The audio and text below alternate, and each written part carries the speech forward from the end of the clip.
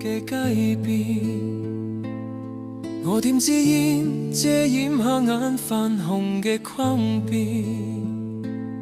想起你當初傻傻對我講，話要跟我去闖無名份嘅遠方。嗰陣時窮到只剩低骨強，卻以為擁有了全世界嘅寶藏。其實我都不過係平凡一個，會心碎會流淚，亦會怕孤單折磨。你走嗰日剛好都係呢種天氣，我笑笑後揮揮手講聲祝你快樂。嗰一刻演技恐怕滿分吧，連天邊細雨都為我拍過掌。誰叫我呢種男人習慣了扮作慷慨，將苦澀吞落肚裏，換你一個意外精彩。明明係劇中離場那個卑微嘅配角，卻偏要挺起胸膛做你最後嘅那座堡壘。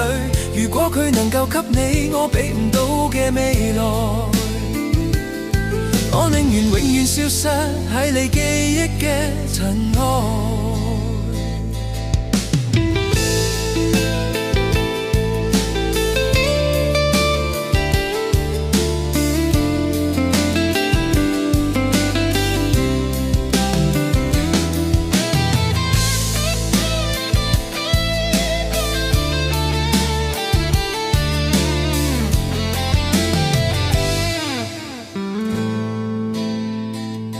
唔好再講邊個欠邊個冇所謂，愛過你這一場已經夠我吹水一輩子。就算結局冇寫低兩個人嘅名字，誰叫我呢種男人習慣了扮作慷慨，將苦澀吞落肚裏，換你一個意外精彩。明明係劇中離場那個卑微嘅配角，卻偏要挺起胸膛做你最後嘅那座堡壘。如果佢能夠給你我俾唔到嘅未來，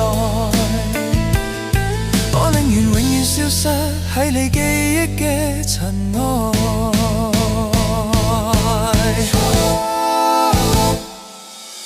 再見啦，那個曾經叫我鎖破嘅女孩，